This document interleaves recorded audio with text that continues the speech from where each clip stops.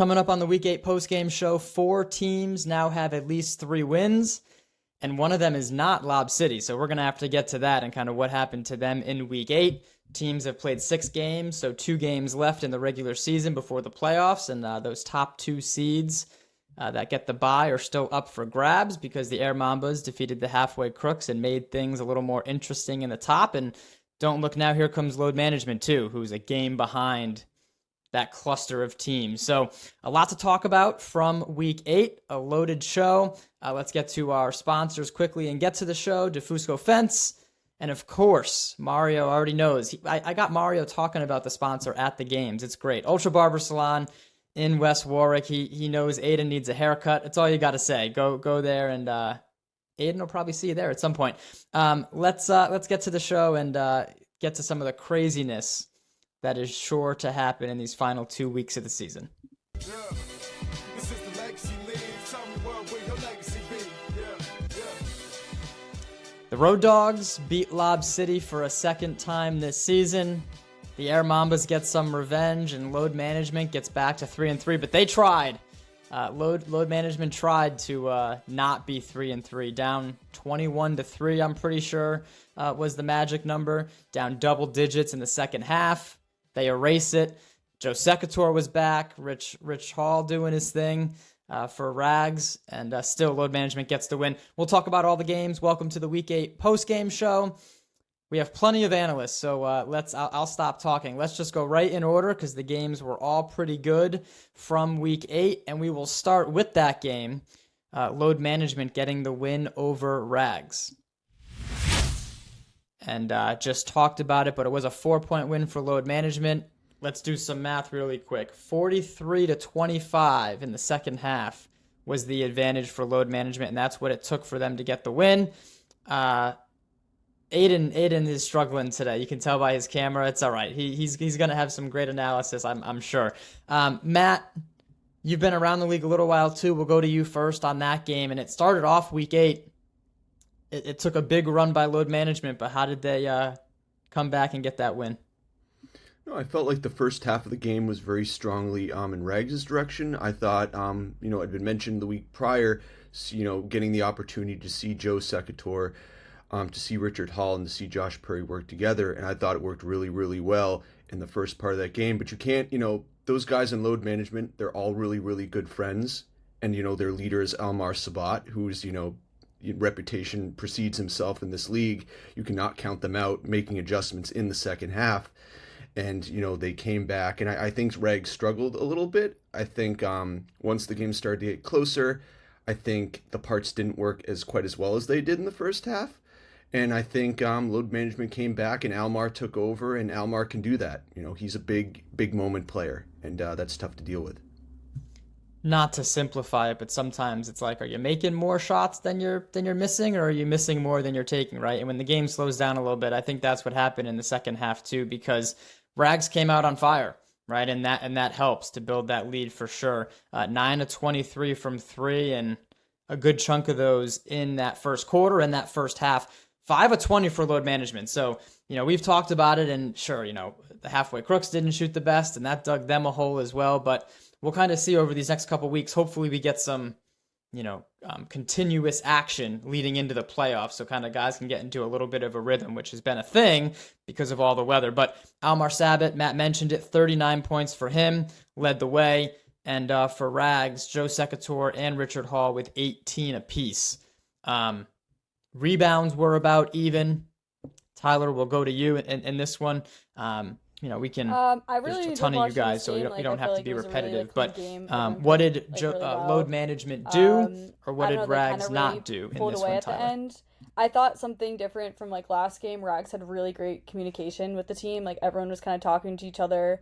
I remember a lot of times they were setting up plays, and he was telling them the topic key, you go here and you go here.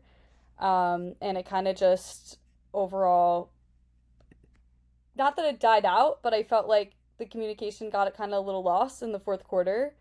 And I think that was just kind of where they got it. And they kind of also got a little less lucky with how shots were falling towards the end too. But I want to give a shout out to number 6. He did a really good job with rebounding. I feel like he was like always there in the key. Like I took like a mental note of it. And number 2 and 25, they were like had really good like dynamic and teamwork together. And there was a lot of like inbound plays from both teams. They're actually done really well, so that was great to pull through with some extra points at the end. But they just kind of lost their A game in like the last few minutes. So yeah.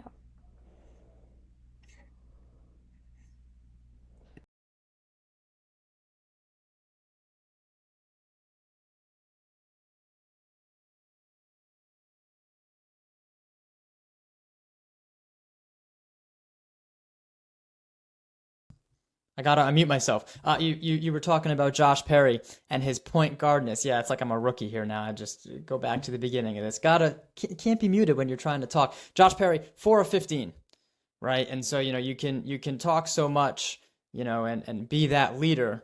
It helps when you make some of those shots after you're directing traffic, and that obviously keeps the other team out of transition as well. Maya, not there, but I know, not at the games, but I know following along, and she was crying before the show because of the halfway crook. So we'll get there. This is, she misses the good weeks and then shows up when we lose. But load management and I don't know if you saw the interview, but they were like, we played like shit, and that's their word, and so I'm allowed to say it once. But that's what they were like. How did this? They came all the way back. They kind of retook control of the game and then tried giving it away again. What are some things that stand out from them? Because they are playing better, and they're kind of following that arc that we talked about, right? New team, they get Lob City the first week. What do you expect a little bit? They're starting to figure it out, and they're still kind of, and whether it's the pace or just kind of the competitiveness of the league, I'm not sure. They're still, like, they haven't put together a good full game, is my point. So how do they do that, Maya? What do they have to improve on to kind of make a full, good performance from them?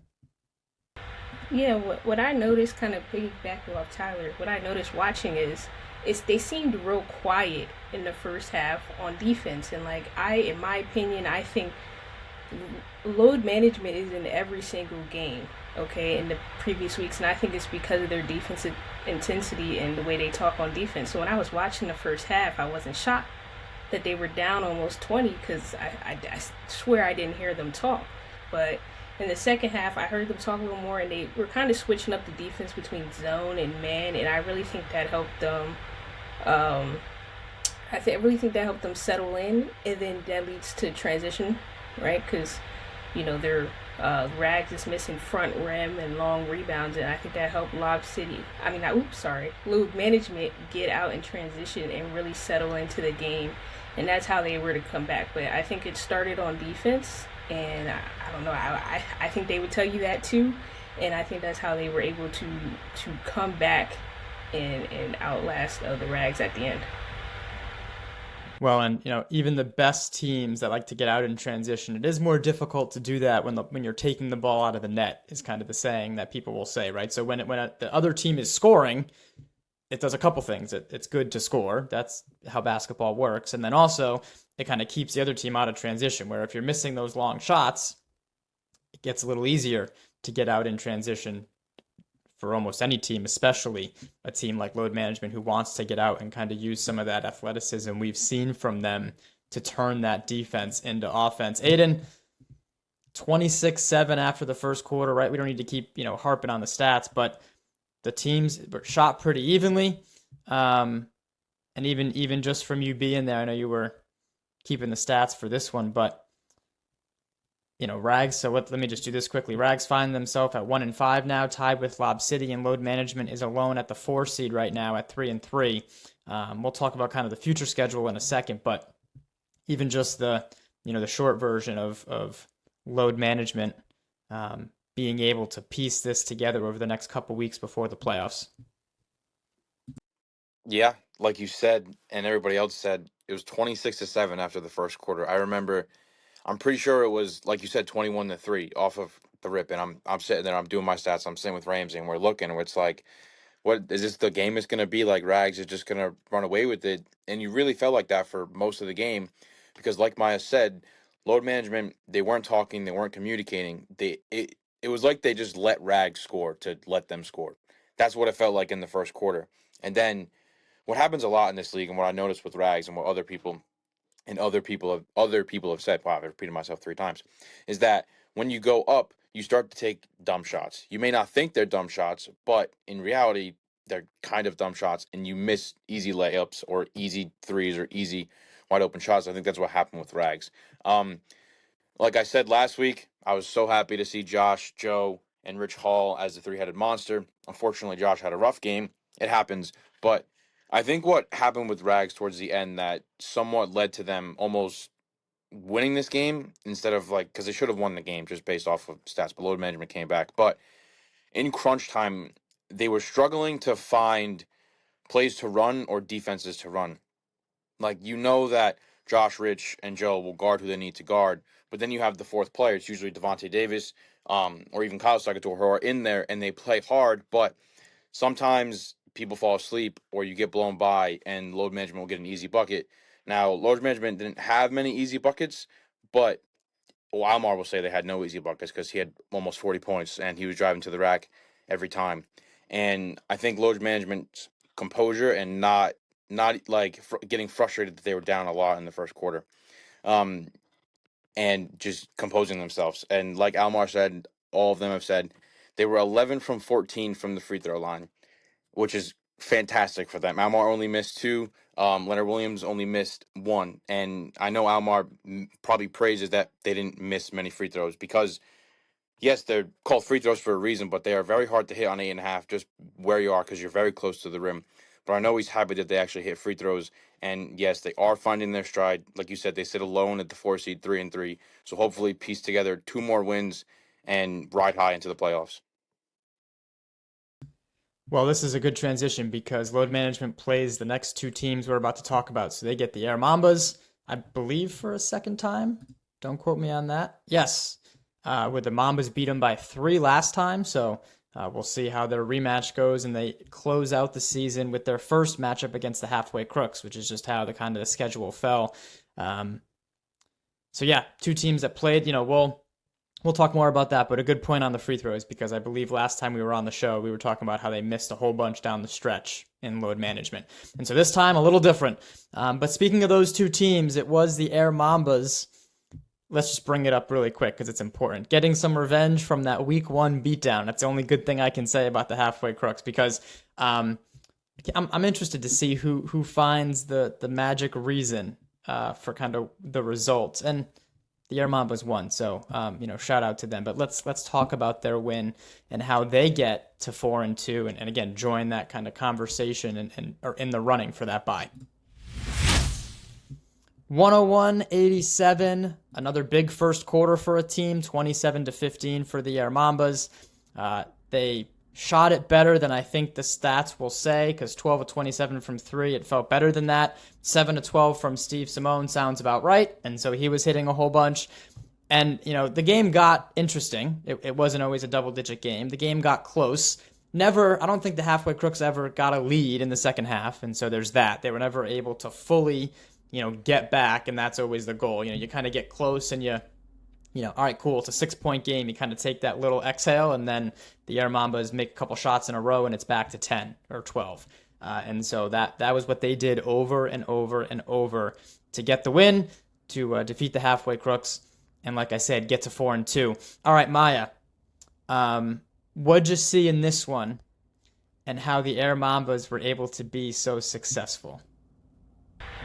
Well, the Air Mambas, I think it's overall scoring, okay? Shaq, usually, we come in here and talk about how, he's their best player or their best scorer, and I think to this game, they got an overall effort. If you look at the stats, I think everybody scored more than, everyone who played scored 15 or more points.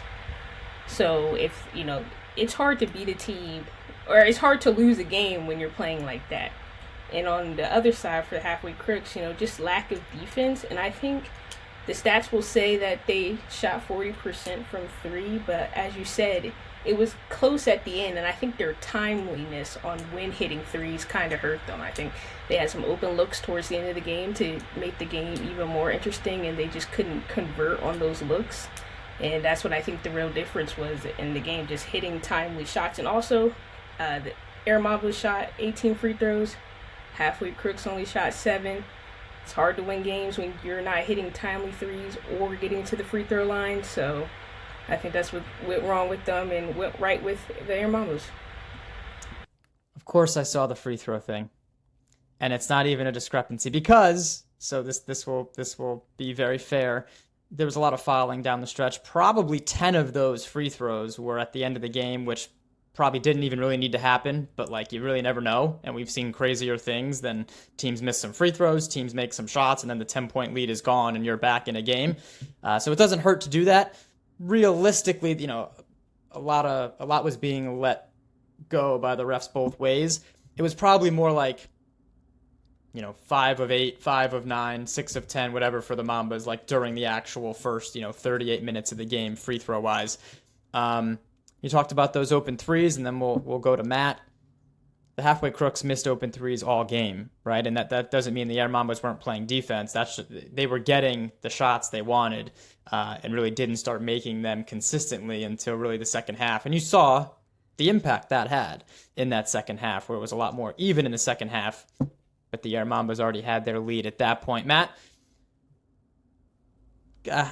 let's see if you find the key word or the key phrase I'm looking for. That doesn't mean I'm always right, but what'd you see in this one, and what was the key for the Air Mambas' success? I think the key for the Air, we talked about it off the air. One of the more underrated statistics is games played, who shows up, and if the Air Mambas win any award, it should consistently be for showing up. Not only do they always have their key players, they bring their entourage with them too. They might be the one team where their entourage in the stands affects the game more than any other team. But no, those guys, they always have their top 5, top 6 players.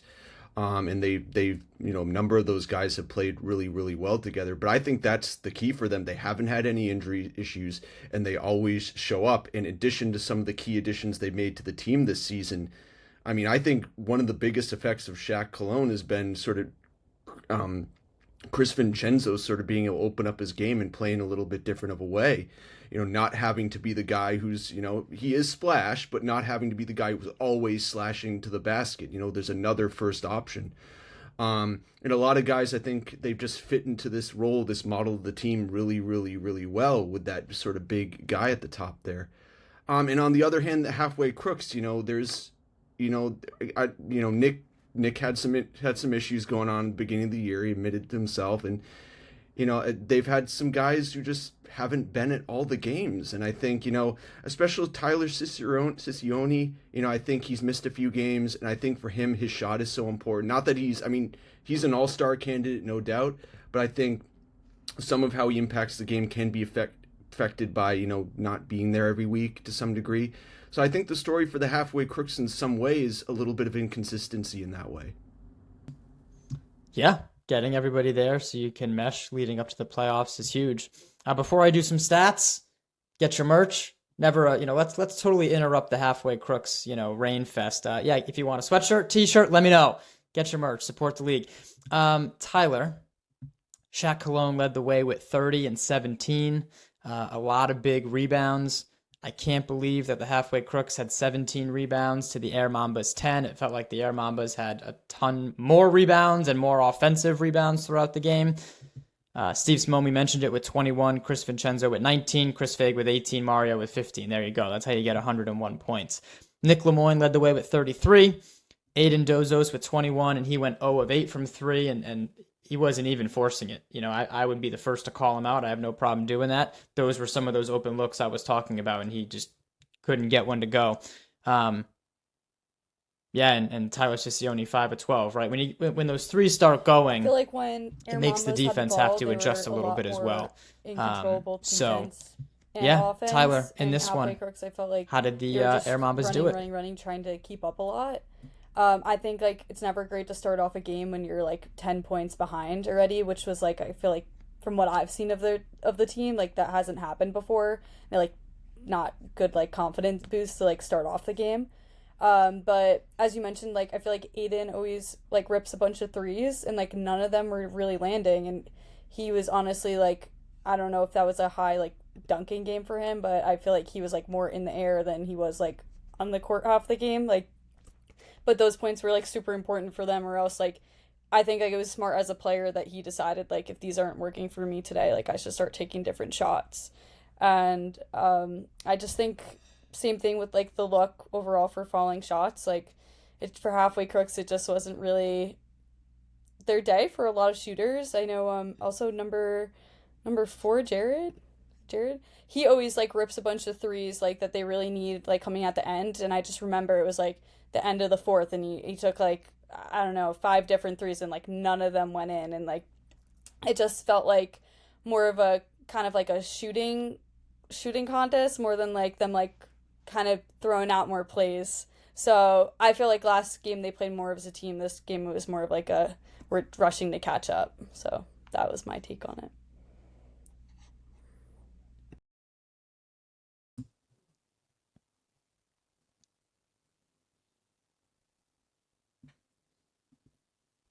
Yeah, and that's what happens when you're behind early, right? And you got to get some of those to go. Yeah, definitely. Yeah, a lot of threes missed, Aiden. But you can bash the halfway crooks more if you'd like. You can talk about the Air Mambas. Um, yeah, let's see if you can. Yeah, what do you got? Be nice. I think all the halfway crooks should watch me when I do something. This is called putting a hand up and getting into your defender's face. Steve Simone was 7 of 13. He took 12 threes, and almost all of his threes were uncontested deep. And yes, we know it's hard to shoot deep threes, but I love Steve Simone. He's a great player, but we all know that he's going to shoot it whenever he gets it. He'll drive in, he'll get to his spot, and he'll just pull it. So that's my key. Is just we always talk about the halfway crooks. They love pushing the pace. They make threes, and they make the other team wear out. And it was a little tougher this game because the Mambas are also very similar. Because, like Matt said, Splash Chris Vincenzo is everywhere. He's everywhere on the court. Coming into this game, he led the league in rebounds as a 5'8", 5'9" guard. If me saying his height is wrong, and I know they're watching this, I apologize. But just having a guy like him being able to outrun and just go wherever reminded me of a younger Jared on the halfway crooks, because he was very similar in a way where he will drive to the rack, he'll get the foul call, or he'll dish it out. In one of two ways, you have to have somebody driving into the rim. And this was a vintage Nick performance because, like last season, we all said he was going for MVP and he was fully pushing for it. We took a backseat now because you have Aiden and you have Sis, who can score 25, 30 points a night when they're on. And unfortunately, this was not their night, but it was Nick's night. And Nick's intensity is always there. He's always going to goof off. He's always going to be funny, but he always tries to play the game the right way and play to his team's strengths. And he was 7 of 12 from 3. I don't remember him hitting 7 threes. I thought he hit a little bit less, but that just shows he was trying to pull you guys back in. And then you look at all the scoring in quarters 2 through 4. The Mamas outscored the Halfway Crooks by 5 points in the fourth quarter, but the real reason the Halfway Crooks could not get back is that 12-point deficit in the first quarter. They were up. Mamas were up 27-15, and it just kind of felt like that. And like Aiden's, no, excuse me, like Tyler said, and you said, Aiden was 0 of 8 from 3, and they weren't bad looks. There may have been like maybe one or two that was a little bad, a little contested, but he makes those. And unfortunately, the Crooks shots just weren't falling. As for the Air Mambas, like I said, I know they're watching this. This is the best team they've had. This is their best year in the league so far. They're 4-2. They beat Lob. They beat Halfway Crooks. Um, you telling me that 2 years ago of the Air Mambas team back then, I'd be like, you're crazy. What are you doing? What in what universe are you guys correct? But they've really found their rhythm. And like Matt said earlier, the addition of Shaq Cologne, yes, he's their number one option by default, just based on points per game and how many he scored. But if he's bringing up the ball and he's driving, and he's a bigger guy, so if he brings them into the paint, you're going to have a Mario, Steve, or Chris, or another Chris open at the 3-point line. They can all shoot. They can all make their threes. But I think the Mambas just continue to play their way of basketball. And what I noticed a lot in this game specifically is the addition of Ramsey on the sideline being their coach and yelling out what they're supposed to be doing, how they're supposed to be doing it, where someone's going. Because, yes, he's there every week for all the games, and he'll do that. But he was way more vocal, And I think that just shows how much the Mambas want this, and they know that this is their best chance this season to make it to the championship. Because yes, all the teams are good, but they're 4-2. The Mambas have beat really good teams, but the league is wide open this year. And I'm saying that because there's still a 1-5 Rags team and a 1-5 Lob City team that I don't want to meet in the playoffs, just based off of they know how to play good games. But again, great showing from the Mambas. Oh shoot. The playoffs are going to be awesome because of a couple of those things you mentioned. Next up for the Air Mambas, they get load management, and then they get the Road Dogs to close it out. So that'll be a great game. That'll be their first time playing the Road Dogs, I'm pretty sure. So, yeah, I mean, I'll you guys leave it to me to say it, and then we'll move on. The difference from the week 1 matchup to this matchup, the Air Mambas made more shots, 1,000,000%. The Halfway Crooks made less shots, 1,000,000%. I think a lot of that goes into the mindset of knowing that there really wasn't a rim protector or a bigger body down there for the Halfway Crooks, right? And so it's not an excuse. The Air Mambas won the game. That's not what I'm saying. Don't even come at me with that. But going into the game knowing like, all right, cool, no David DePina, no Aidan, big Aidan for the Halfway Crooks, right? All right, we can kind of get to the let's see how much we can get to the rim. And Splash was doing it. Shaq was getting offensive rebounds and going right back up with just because of how big he is. And so you're like, all right, cool. We got that whenever we want it. Now let's go take some threes and see how this is going. And they start making those. It's like, all right, well, so now we can kind of do whatever we want on offense, and so then the defense is just trying to play even, right? Because they knew, if Splash needed to get to the rim, he could. And that was part of what happened to stop those Halfway Crooks runs, right? The Halfway Crooks would get it to 5, get it to 6. And Chris and Shaq would be like, all right, and put my head down and drive. And Chris has those crazy layup packages, which is awesome. Like it's fun watching when you're not playing against him. And so he spins around and gets it to go up. And, it's a tough contest. He still makes it, right? They made a ton of tough shots. And so I hope, we get the Air Mambas again. That would mean that the Road Dogs and Lob City are on the other side. We would enjoy that thoroughly. But that's kind of what we're looking at in the playoffs, right? And that's what these teams are jockeying for with those matchups coming up for the Air Mambas and for the Halfway Crooks. All right. Geez, a lot to talk about. We'll keep it moving. Round 2 for the Road Dogs and Lob City, and the Road Dogs again get the win. 73-70. Road Dogs by 6 after 1. Lob City made it very interesting in the third and definitely came back, and it was a close game. Noah James banged up, notably. He still had 19. Kevin Views with 27 led the way. The three-pointers were not falling for Lob City, 3 of 21, so that's not, ideal, and still it was a 3-point game. So if that's kind of where Lob City is at, yes, they're, not where they want to be in the standings. They're probably not playing their best basketball. They got 2 weeks to figure that out before it really matters. They still have the talent, like Aidan said, right? Not a team I'd like to see. It's like, oh, cool, we got the 1 seed. It's going to be great. We have the easier road, quote unquote. Nope. Here comes the, 7-8 time champion, right? In Lob City. On your side of the bracket, which is what is looking like will happen. That's the reward for the 1 seed possibly is a Lob City team in any form before the championship. But Taj Eddington, 42 points, so he was definitely showing out. Maya. The Road Dogs 5-1, and so some different faces for them. I mean, I already gave you all the stats, but Demoy Ennis with 18.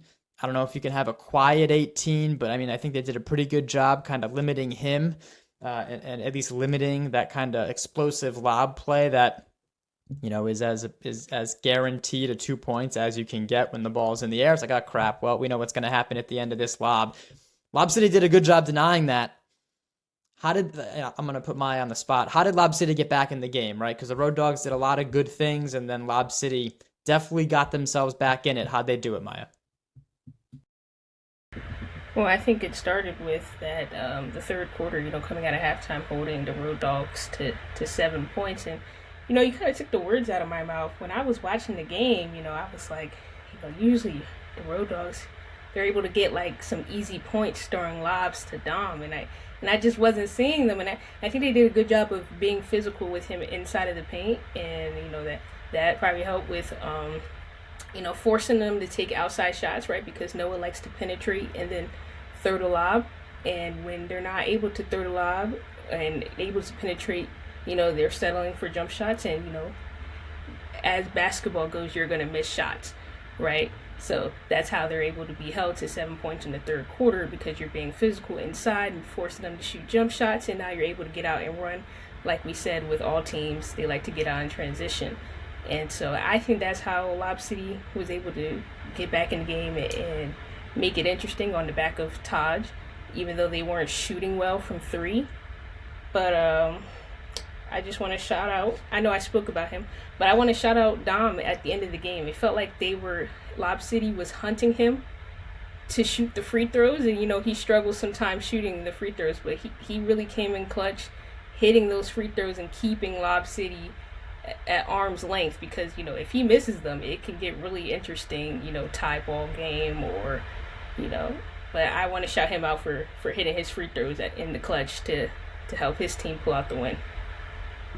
Good call for sure, because yep, he made some big ones and deserves a shout out. Tyler, are you going to be the one? If you want to criticize Lob City more, you're more than welcome to, and it always comes back around to bite us in the butt. Whenever we do this, we'll see if it does this season, because it looks to be a little different just team wise. It's still Lob City, but Kevin Views led the way for the Road Dogs, right? Noah James really didn't have it. He still had a good game. Tyler, Lob City, 40 plus from Taj, but what did they do to get back in it? And I know we've kind of all touched on some things, but what'd you see from Lob City to get them back in it? Not to totally disregard the Road Dogs, who do get the win here, but what'd you see? This is a hard game coming from like definitely the beginning of the game. I feel like it kind of like throws you off as a player, seeing one of like another teammate like get hurt and everything. Hope he's doing okay. But yeah, I just feel like that kind of really set like the tone for the game, and it just made the whole game. I just remember like both teams, honestly, like it didn't seem like anyone's like best like team effort. But Eddington, he was like an amazing, his shooting was like awesome. For them to come back, like he definitely was huge impact, but I felt like I kind of was just like watching him, and it wasn't really as much of like a team effort. Not to bash the team, but he got like 42 points. So I just feel like, I don't know, maybe for next time maybe if they really do want to pull through with the win, have some like change up and some more plays like would have been nice to see. But I was actually surprised. I think like something that was different, Road Dogs, normally I feel like Views, Kevin, number 2, he normally like really pulls through. He's like always there, but like a lot of his shots weren't falling earlier on as they like normally do. And I think that was like when the gap between like the scores started to like kind of get closer together. So I just honestly like from this one, like I just remember it just didn't feel like a great team game from anyone, but like obviously if a game is set in the tone, like something like that happens, like it's understandable.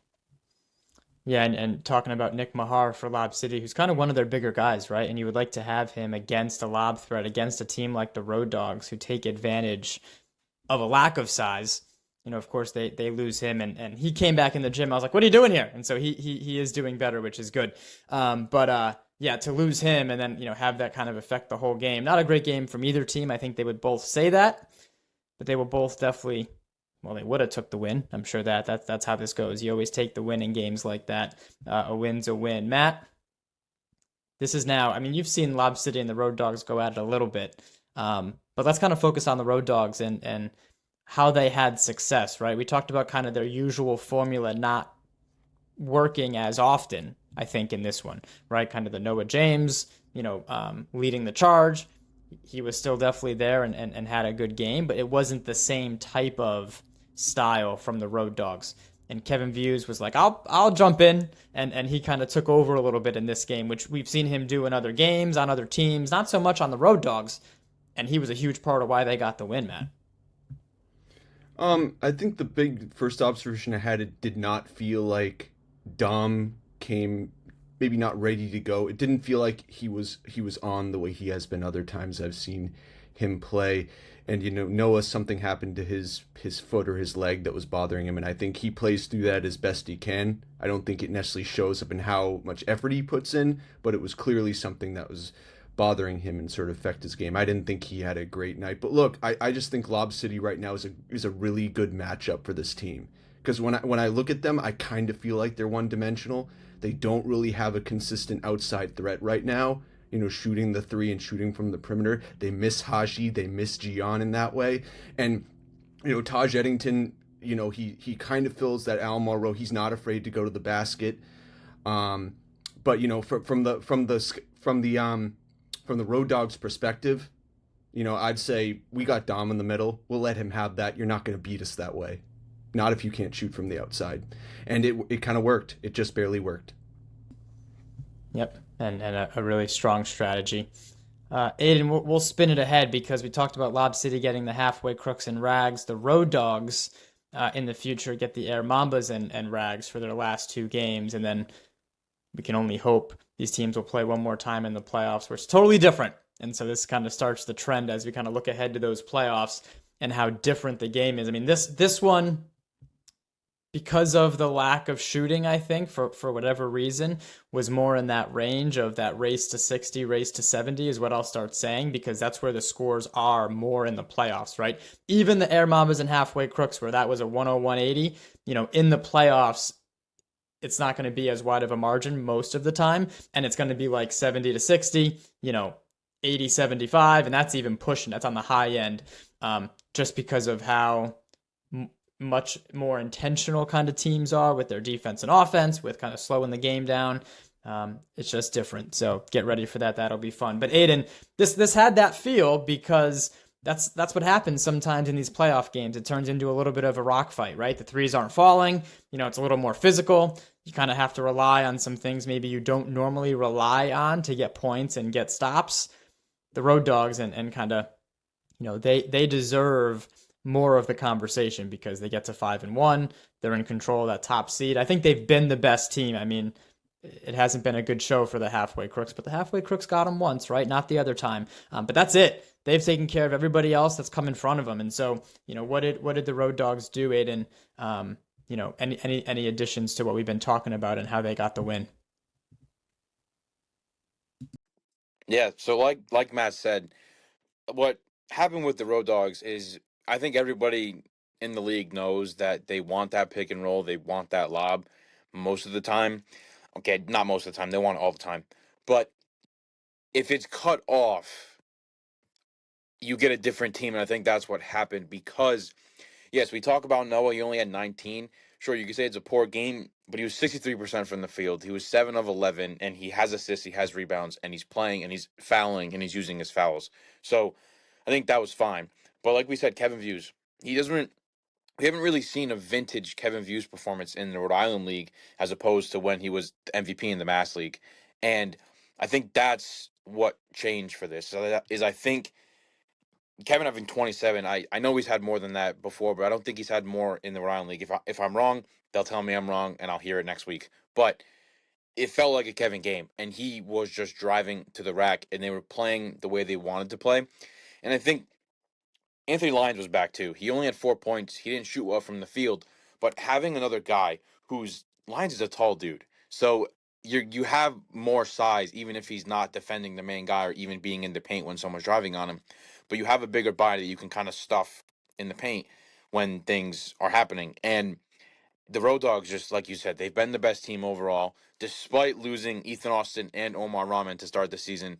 Now, I'm just imagining if they had those two players, like there's only one ball on that team, and I would love to see how they all worked out together, but they're fighting adversity because they lost Ethan, who's guaranteed 10 to 15 points and will give you 5 assists a game, and Omar, who's also not afraid to drive in. And I think the other Road Dogs are filling that void. Like you talk about Demoy Q, who you say quiet 18, but he's averaging 18 points a game, where he only averaged 13 last season. And I think that came with late games where he was getting 20, 35 points, but he's a consistent 18 points in each game. And I think that's the key right now to the Road Dogg success is, yes, if the lob threat is gone, he's still going to score. He can still get to the rack. He's going to jump you guys out of the rim because he just has bounce. And like Matt said, or someone said, I don't remember, but the free throws, like, yes, you, unfortunately, no disrespect to him, but last season, everybody knew that you wanted to foul him to get him to the line because there was a chance he misses both of them. There's a small chance he makes one, but there was a higher chance he misses both of them. And I think he got into the lab and he's like, no, I don't want to be Shaq when I'm getting fouled at the free throw line. Like every single time where I know I'm losing my team points and they're fouling me because that's my weak spot. It's not his weak spot anymore. He was 6 of 9, which is crazy. Like that's very good for him as opposed to him shooting like a 2 of 6 or even a 1 of 5 previously. Don't quote me on those stats. I'm just using examples. But we talk about lob, and I talked about you don't want to meet them in the playoffs because yes, lob is 1 of 5. We've never seen a lob team with this many losses in a season ever. They've lost 5 in a row, but it you watch the Lob City games and there's a feeling that they literally could win almost every game they play, unless they're getting blown out. But you felt it like this, and it was tough that Nick went down because I think he's a good matchup against Q in the paint, just because they're similar size. They're both pretty strong, and Nick's not afraid to jump. We saw that previously. We saw it last week where he's not afraid to go to the rack and score. Neither is Taj. We Taj is a smaller guy. We know he's a smaller guy, but he's scrappy and he's going to push you to the rim and go take these shots. Now, some of the shots were not great shots, I will say. He's being contested, covered by 2 or 3 people, and people know that. And it's unfortunate, but if you're in that mindset that like he had 42 points, he's the only person creating opportunities to score at the basket and scoring. So I think that mindset flipped for him, and he's like, okay, I'm the main option to score, and that's what he was doing. Now we could be talking differently because at the end of the game, there was maybe 7 or 8 seconds left, and Lob City had possession, and lo and behold, they give it to Taj, and unfortunately, no clock awareness. He shot it too early. Like he shot it very, very quick. And I think everybody realized like, oh shoot, that's a very early shot. And he even said it at the end. It's like, I shot that too early. I didn't know the time. And that those things just happen in a game. And it's unfortunate that Lob City is 1 of 5, but I do feel like I don't ever want to bet against Lob City, which is why I picked them to win last week. But I mean, I lost once, so I can't be trusted anymore. But overall, great showing from the Road Dogs, and even though Lob's record is 1 of 5, they're still a pretty decent team in the league, and they can compete with the other teams just based on experience and how their guys play their basketball. All right, and before we have any more technical difficulties, the show has been going on long enough, but there's a lot of good games. I'm going to give each of you guys, minus Aidan, one of the Week 6 games, okay? You're going to give me your winner. I'm going to put you on the spot, and give me like a sentence. All right, so first up, we're going to call it Week 9, just to go in order, but it's going to be under Week 6 on the schedule. We'll be kicking off the games on February 22nd, with Road Dogs and Rags. All right. And so Tyler first. All right. Road Dogs and Rags. All right. Who do you think's going to win? And one sentence, and I'm cutting you off. All right. Go ahead. Just say one sentence or Yeah. So first who's going to win? I'm gonna say Rags. Okay. And then why? Their teamwork and plays, I think, have like tremendously improved, and I think they've just been getting better. So I'm gonna pick them. All right, there we go. Load Management Air Mambas will be the second game. We'll see if Maya's gonna pick Halfway Crooks. Let's save her for that one. All right, so Matt, Load Management Air Mambas. Who do you got in one sentence, Matt? Unmute. You pulled a me. It's okay. Go ahead. I do that pretty frequently. I'm going to go with Load Management. I'm going to say that Almar's makes a case as being a dark horse MVP candidate. Okay, perfect. I'm sure you could have went more. I love it. Okay, all right. We'll see. That would do it. That would actually even those teams up at 4-3 if that was to happen, and then it gets even more interesting. All right, after everything we just talked about with the Air Mambas, that would shake some stuff up. All right, Maya. Last but not least, Halfway Crooks and Lob City for a second time. When these teams met in 2025, it was the Halfway Crooks by 8. All right, it seems like literal years ago. Who do you have in this one, Maya, in one sentence? Yeah, I do have the Halfway Crooks. I'm going to say bounce back and, getting out and running, what they like to do. So that's why I have the Halfway Crooks winning. All right, I couldn't have planned it any better. That's how you end a show of just raining on the Halfway Crooks parade. You save the person with the Halfway Crooks jersey underneath their polo, to pick that game last. I love it. All right, let's see. We'll see who's right next week. 2 weeks left in the regular season. Good job, guys, despite all the craziness. My mic was muted. Matt's got a muted mic. The whole show crashed in between. We'll see if anyone even realizes. We'll see if we can pull this off and make this look like a normal post-game show. But thank you for all the analysts for hanging out for way too long tonight. Thanks to our sponsors, Ultra Barber Salon, Defusco and Sun Fence, Edge Spray. You've seen some of their stuff around, so they're helping everybody out so that the road dogs, the one time they lose, they don't bitch about the freaking court. Just the timing of that is hilarious. I'll give them a shot on the way out. Good job. Week 8 post-game show in the books, everybody. Thanks for watching.